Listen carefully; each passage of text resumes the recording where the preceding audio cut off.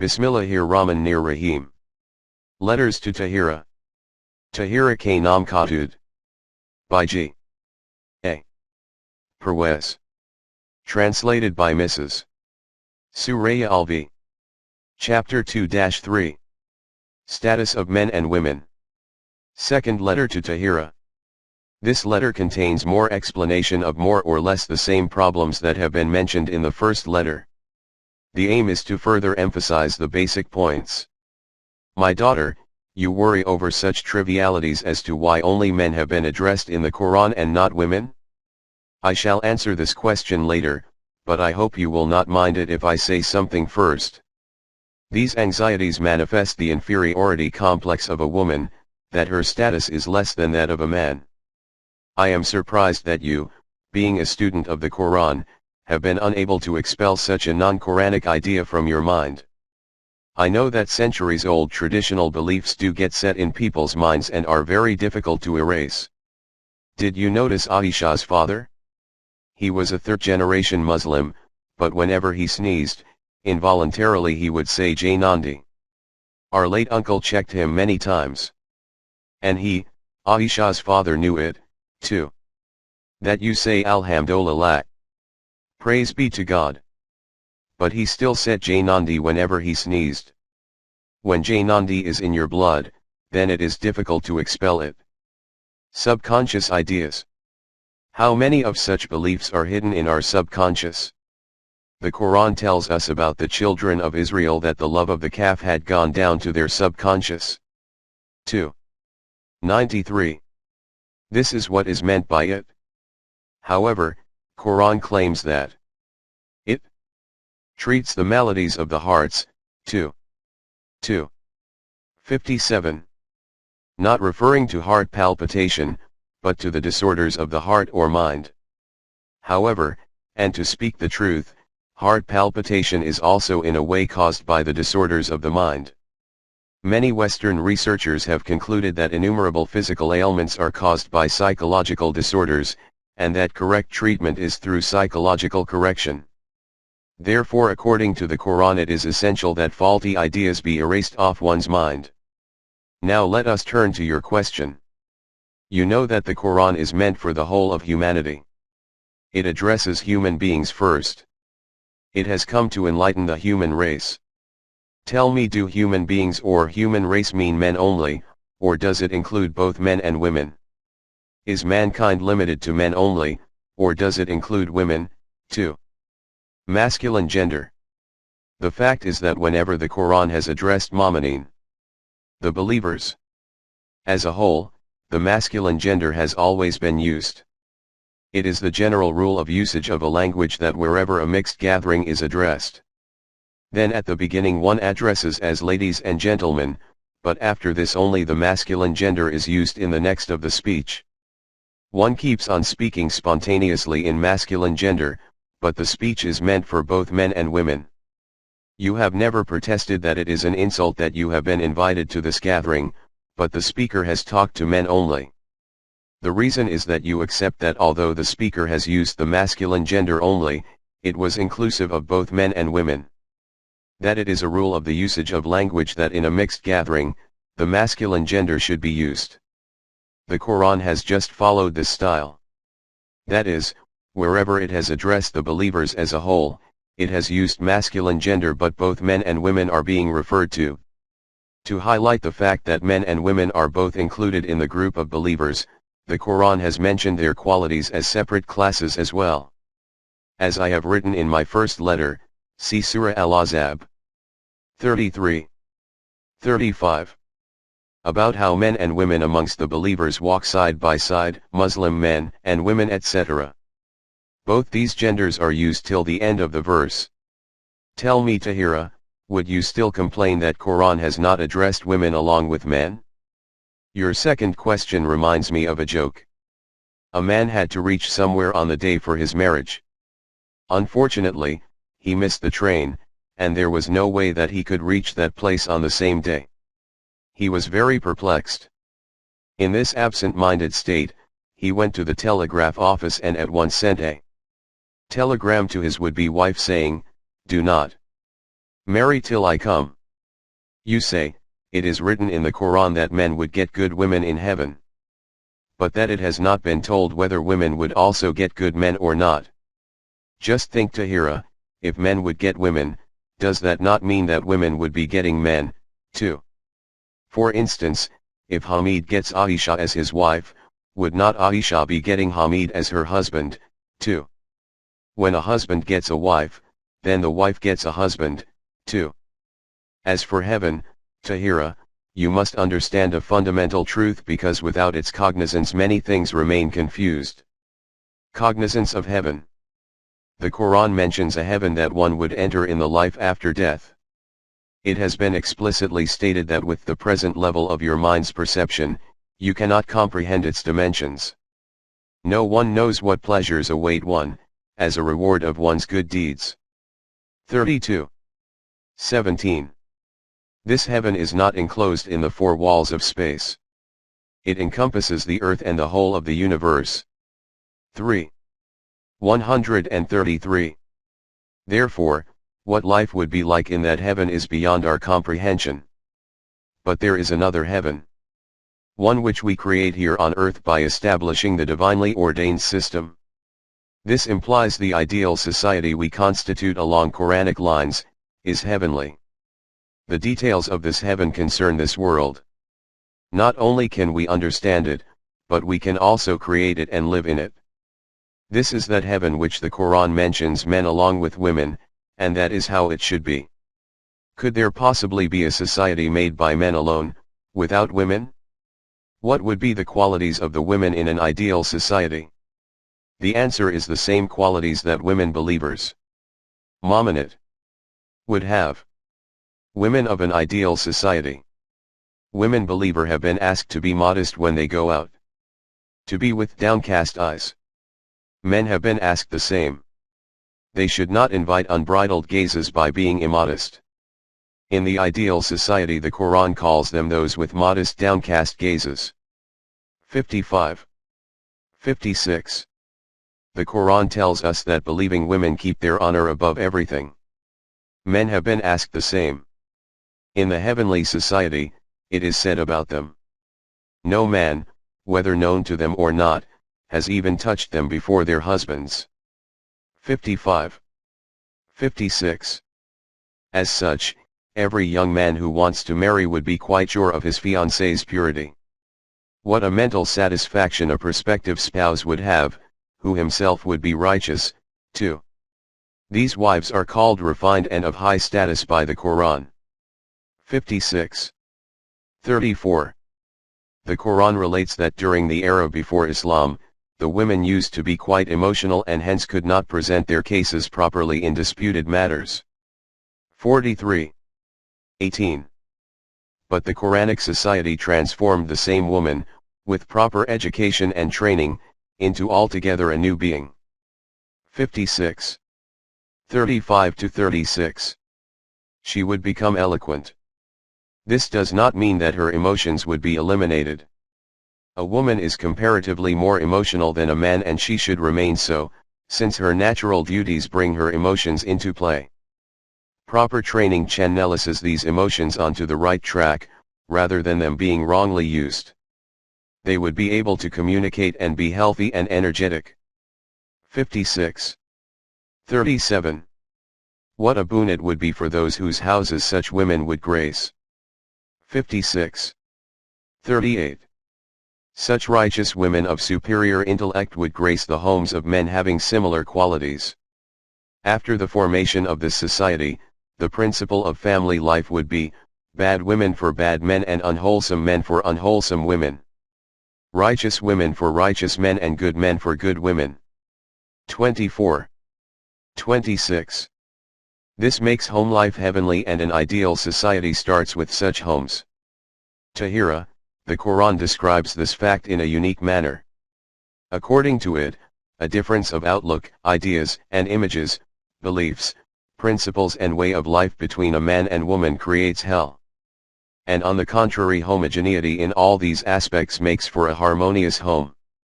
The Quran cited the difference between mu'min, a believer in God only, and a mushrik, Sharing with others, God's domain of absolute rule.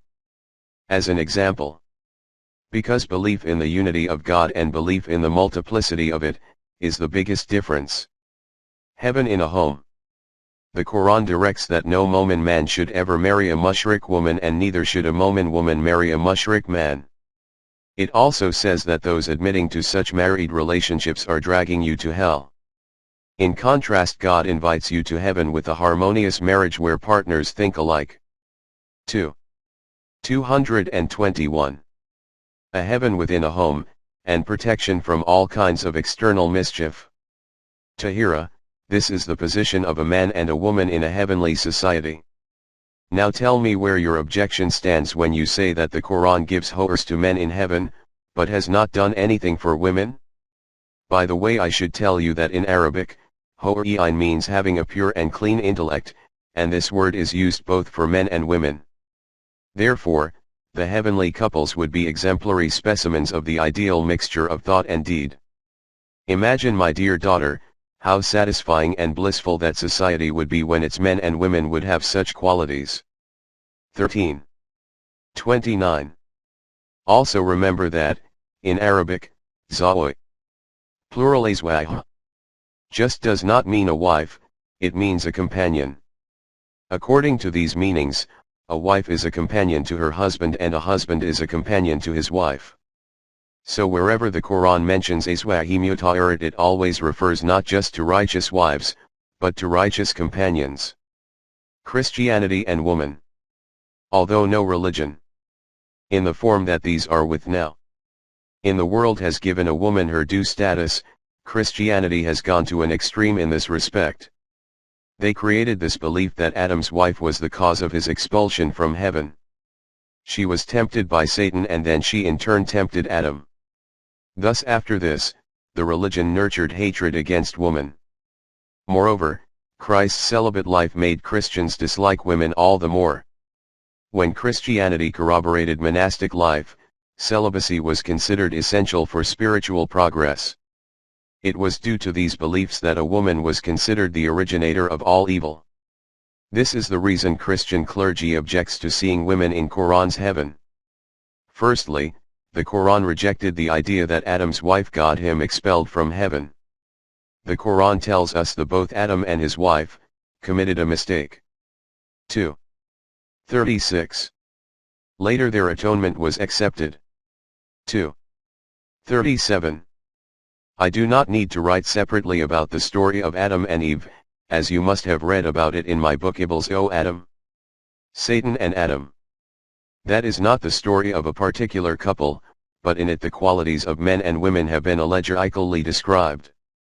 In this respect you must consider one more thing. We bitterly criticize the Hindu belief that whoever is born in a Brahmin's priestly class house commands respect by everybody, and whoever is born in a Shuddhar serving class family has to serve others all his life. We tell them that it is not the child's choice where he is born. When you do not have a choice in this respect, then it is utterly foolish to declare somebody worthy of respect or otherwise. It is quite true that the Quran completely rejected this idea and asserted that all children are equal by birth, and are equally worthy of respect.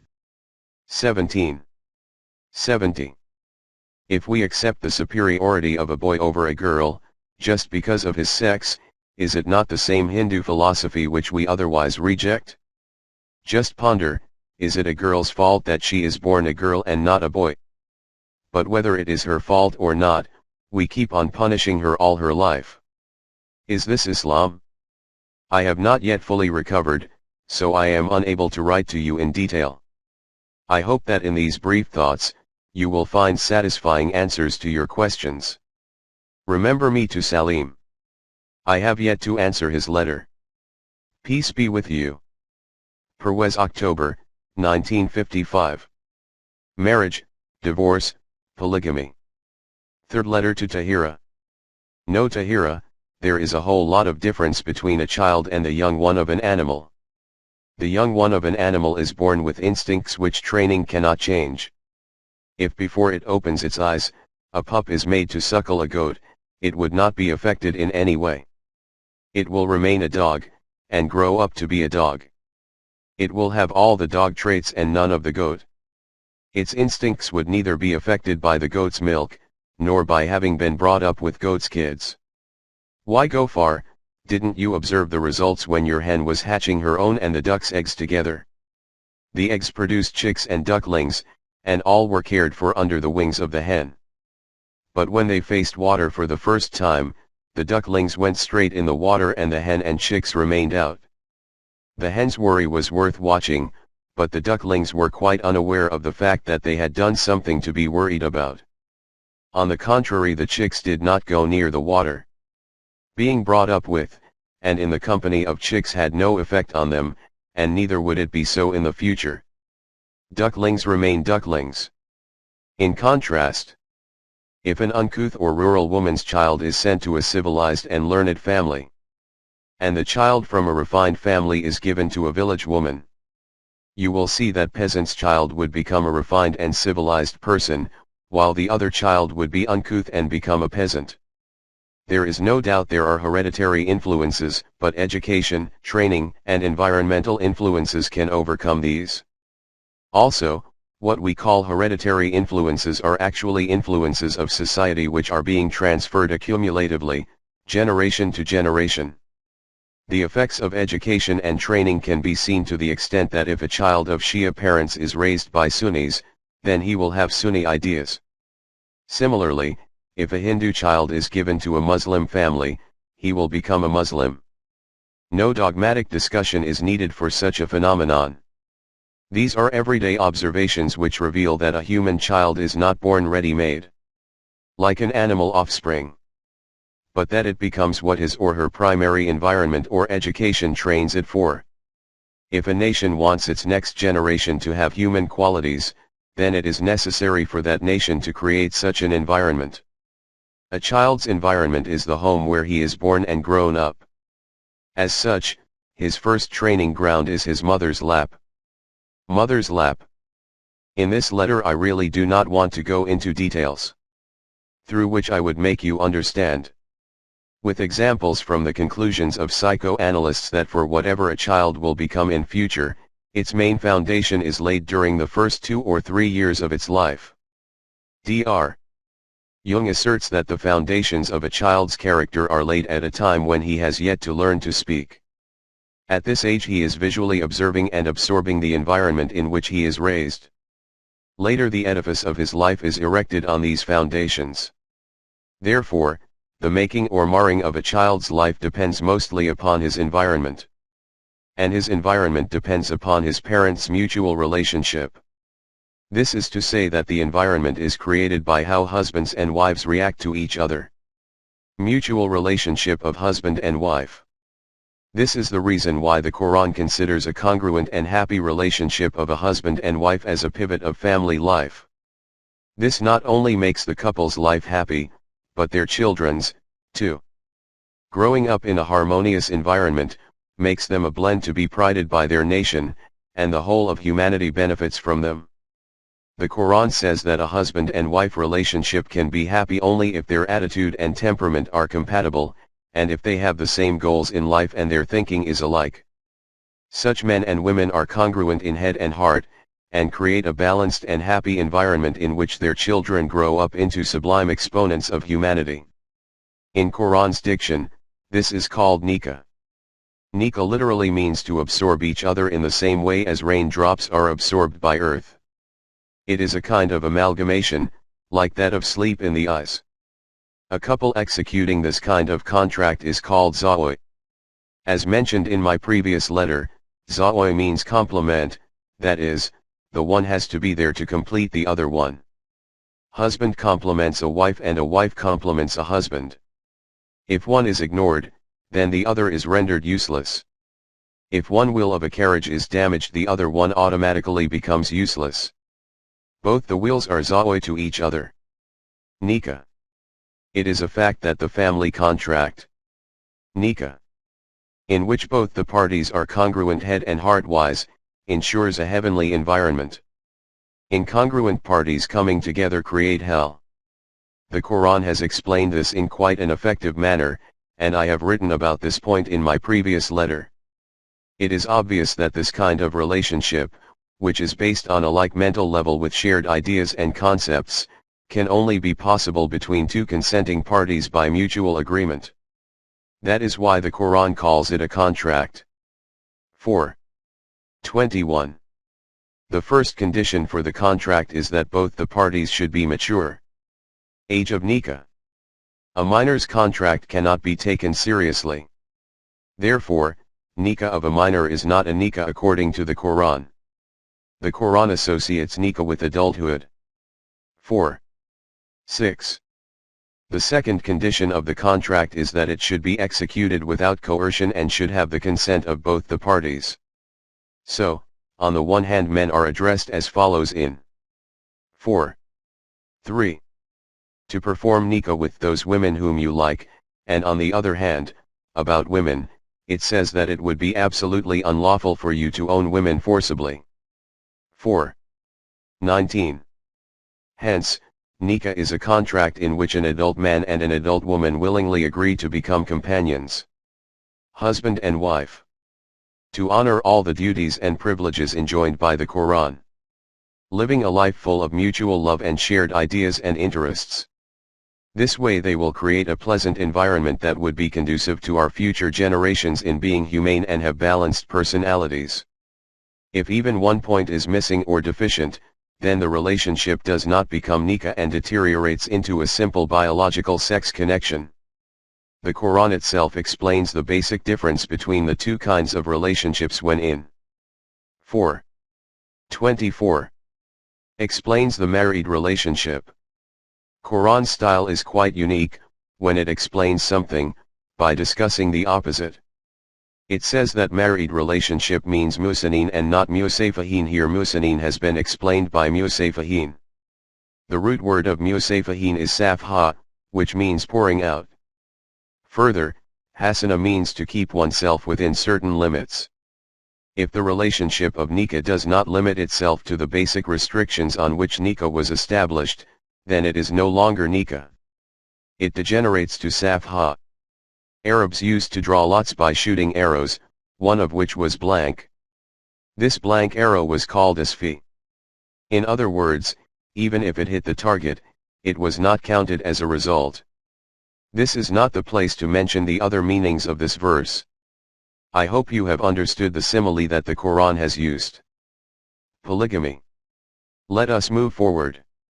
When nikah aims at a harmonious life, and sets to create an environment for the children which would be conducive to the blossoming of their personalities, then in the presence of one wife another wife cannot be justified. Such company could convert the home into a hell, instead of developing companionship and respect. A second wife can be justified only when the first wife has died, and one is quite certain that the second wife would have an equally harmonious atmosphere. Otherwise circumstance may evolve in which the marriage contract has to be dissolved. This is called divorce, which is an issue that will be discussed in detail later. All of these, dear daughter Tahira, were the results of the above. In respect of divorce, the Quran says, if you want to bring another wife in place of your first wife. 4:20. This makes it very clear that a second wife can come in place of a first wife, and not in her presence. As I write this, I can imagine how perturbed you would be after reading this. Surely you would question how I could say such an eccentric thing, when Muslims have been assured of 4 wives. Let aside the past, even today there are many homes where a husband has more than one wife. These homes include some of the most respected families. Then how can one assert that the presence of one wife leaves no room for another one? You are right, Tahira, and so am I. You say that 4 wives at a time is the usual practice of Muslims, and I am saying that the Quran allows 1 wife at a time. Now you will ask how the practice of keeping 2, 3, or 4 wives at a time became prevalent among Muslims. Well, listen.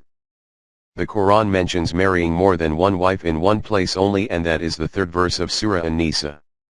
The 2nd verse of the surah is, the property of orphaned children, if they have any, should be protected like you protect your own children's property. When they attain adulthood, the trusted property should be returned to them.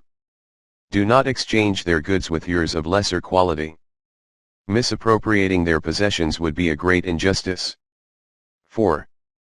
2. This is Surah An-Nisa's second verse. The literal translation of the third verse is: if you are afraid that you will be unable to do justice to the orphans, then you could take in nikah 2, 3, or 4 women whom you like. 4. 3. Basic condition. One thing is quite clear from the above-mentioned verse. Taking more than one wife is conditional.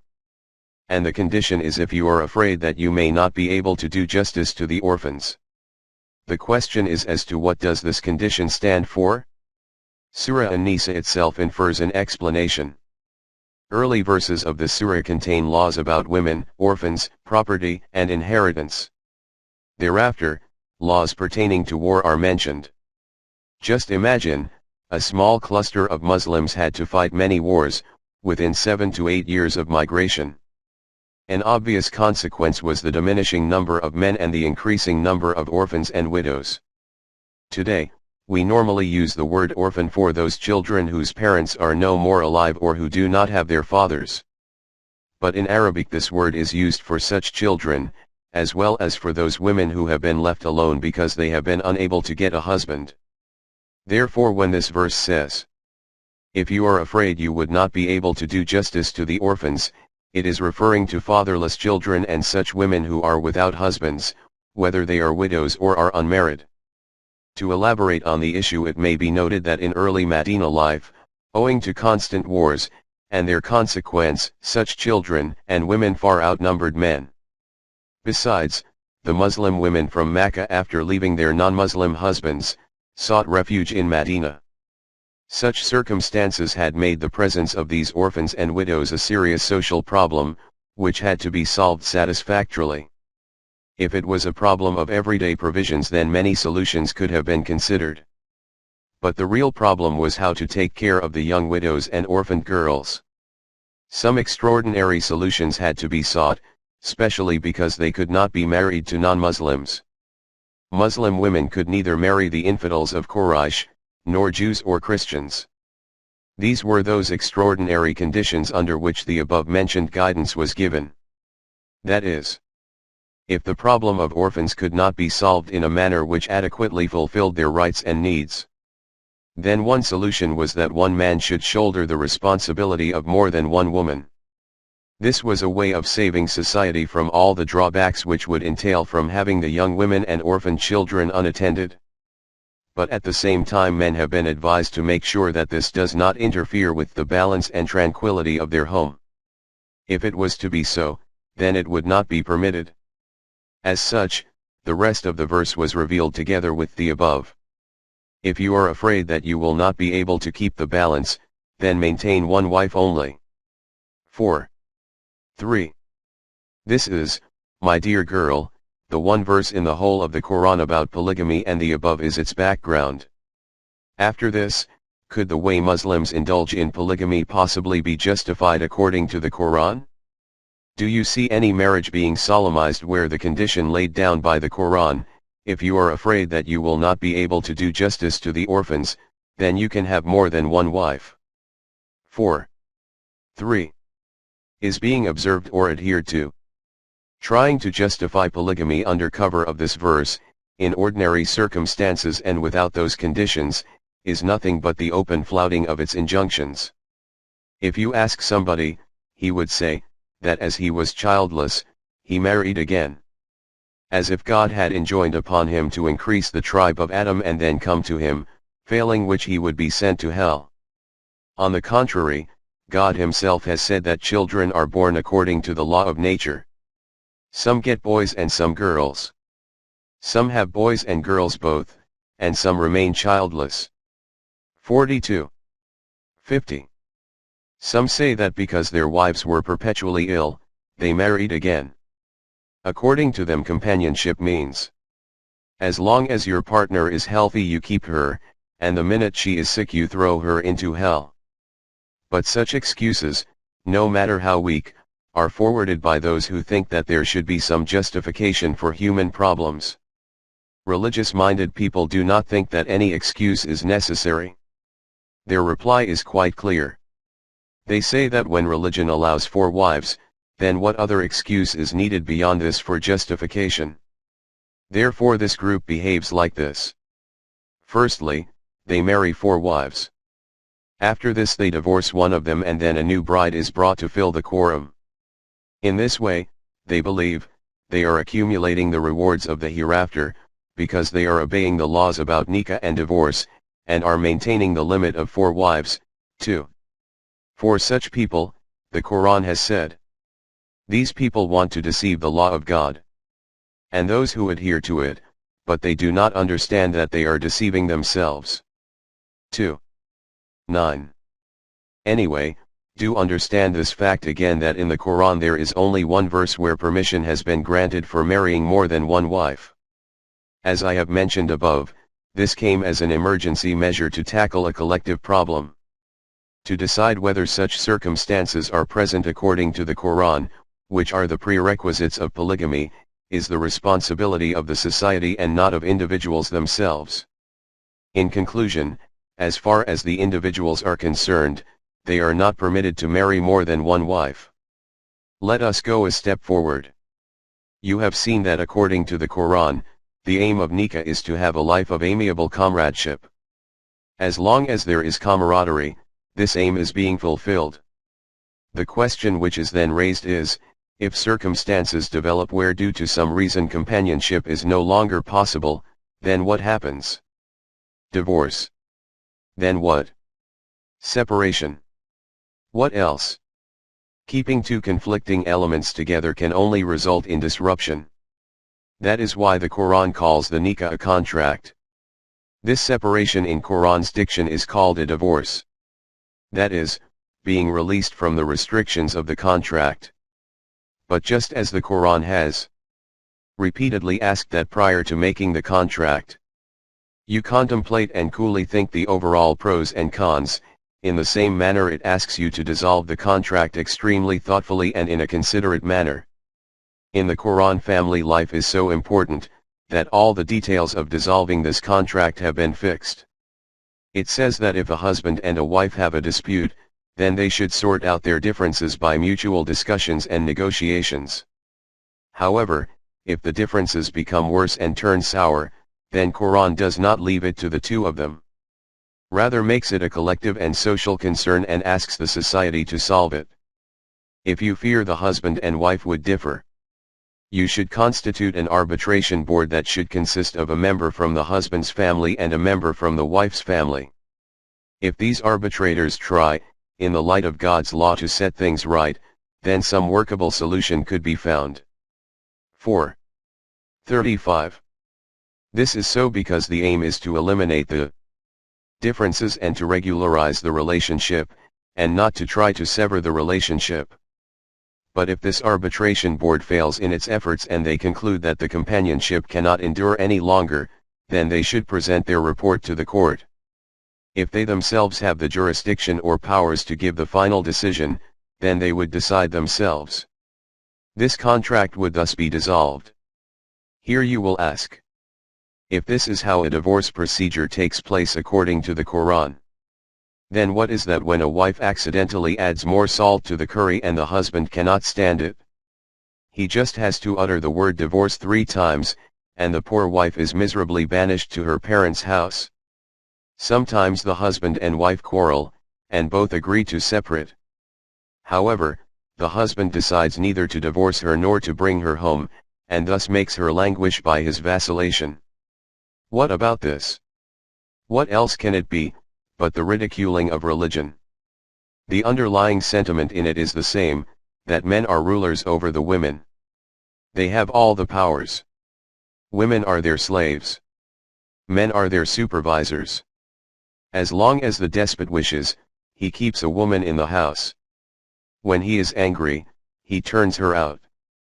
Alternatively, he lets her dangle, neither keeping her as a wife nor releasing her as a divorcee. To these dictators, a woman does not even have the option to ask as to why she is being treated so, And for which crime? 81. 9. Iddat. What happens after the divorce? They would both be allowed to choose new partners if they wished. But the woman would have to wait for a little while. The waiting period called iddat. Ordinarily this is 3 months, but if the woman is pregnant then she will have to wait till her delivery. During this waiting period, all her expenses would be borne by her ex-husband. A woman cannot marry again during the period of iddat except that, if her ex-husband regrets having divorced her, then he can marry her again during this period. This is the only prerogative which men have been given. That is, there is no waiting period. Iddat. For a man. If he wants to marry again after divorcing his wife he can, but a woman has to wait to complete the duration of iddat before she marries again. Man's prerogative.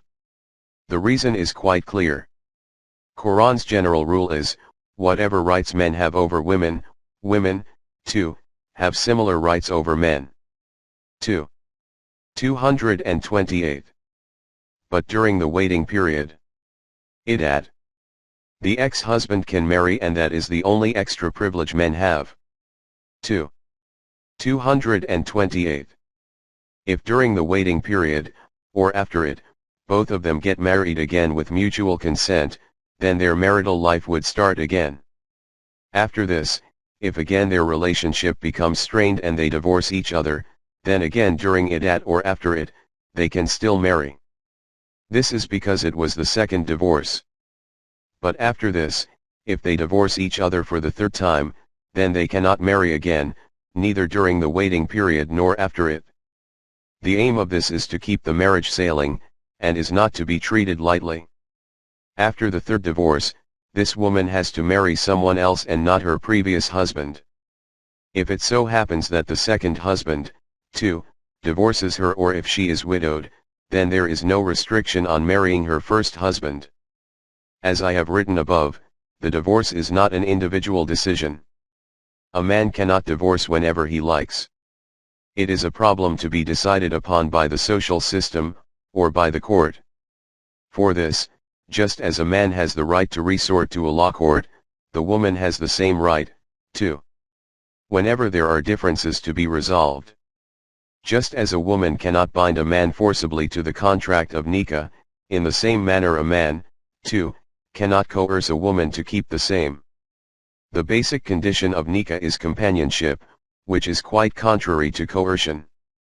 If there is no companionship, then how can you keep a nikah? My dear girl, these are the laws concerning marriage and divorce according to the Quran. Do go over them and reflect. Are the woman's rights any less than the man's? Is there any scope for men to rule over and supervise women? By now you must be wondering from where, despite such clear injunctions, have we acquired what actually is happening? The answer is easy. Wherever the rest of the religion has come from, this, too, has come from the same source. Which aspect of religion tallies with Quran, for us? Why should it be surprising in respect of family life? In the earlier era of the world, society in general was matriarchal. The woman's position in a family was like a ruler. Old Arab society, too, was organized on these lines, but on their right and left the two big civilizations, namely Byzantine and Persian, were patriarchal and were governed by men. Peculiarity of Islam. Just before the advent of Islam, Arabs, too, had started accepting the influence of these civilizations and their society had started bearing the signs of man's supremacy. The advent of Islam changed altogether the complexion of the society. Here neither the man nor the woman was to govern. Here they had been portrayed equal, to walk side by side in their life. These were the Quranic laws. But later when monarchy seeped into Muslims, Byzantine, and specially the Persian civilization, was absorbed into their collective and individual lives. Man's position in society changed into that of a lord and master. This was the period when Quranic Islam was being changed into a new Islam which is prevalent amongst us till today. The laws governing our family life today belong to this new Islam, and have nothing to do with the Quran. Since this Islam is a product of kingship and priesthood, coercion is its hallmark. Mind and body are both under stress.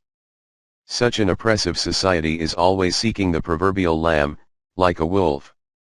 Expecting a woman to have a dignified human status in such a society is idle thinking. This oppression has led woman to take revenge, wherever she has been given freedom. As such, companionship has been non-existent in both the old and the modern society. Neither of these were formed on Quranic lines. Society has become a victim of different kinds of excesses and discriminations. For a peaceful cohabitation, there is no other option but to reject the man-made norms and modern transgressions, and build up society from scratch, within Quranic limits. This is the way to get that long-lost paradise from which, and for which, the expelled Adam is still longing. Turning to the tales of woe of our oppressed women, you may have written these tales from your imagination, but I come across true stories from morning till evening. My dear daughter, I feel like a doctor, as whoever comes to me brings a harrowing story. Doctors perhaps learn to bear with mishaps. But you know me. What a sensitive person I happen to be, specially for women and children. The narrator goes away after telling his or somebody else's story, but I cannot sleep the whole night after hearing it. You do not know Tahira. How many innocent girls have become a burden for their parents? Because they do not have enough money to fulfill the demands of these so-called gentlemen who come to take the girls' hands in marriage.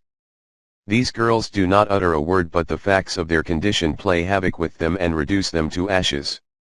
Repressed women. How many oppressed girls are tied with a nuptial knot, against their wishes, to wolves in lamb's clothing? Men about whom everyone knows that they have been sowing their wild oats all their lives. But these poor tongue-tied girls cannot let a word escape their lips. So many innocent girls are so hounded by our so-called civilized scoundrels, that they are driven to commit suicide. When even the last remnant of gold is snatched away from them, they are asked to go to their parents' home to get more money. If they cannot oblige, they are subjected to violence and their bones are broken. There are so many girls who are not allowed to live in their husbands' homes. Neither are they divorced. They are threatened and asked to procure a certain sum or else are condemned to live in their parents' homes. Further, there are so many sick and weak girls who have borne 4 or 5 children by the age of 20, and they do not have enough in the home to eat. They work all day, look after their children and have to bear their husband's cruelty because they are their gods on earth. There are so many homes in which they cope with poverty. But the minute the husband has a few more pennies, he starts thinking of marrying for a second time and the former wife is kicked out of the house along with her children. Going abroad is another phenomenon. Whoever goes abroad, brings back a foreign wife.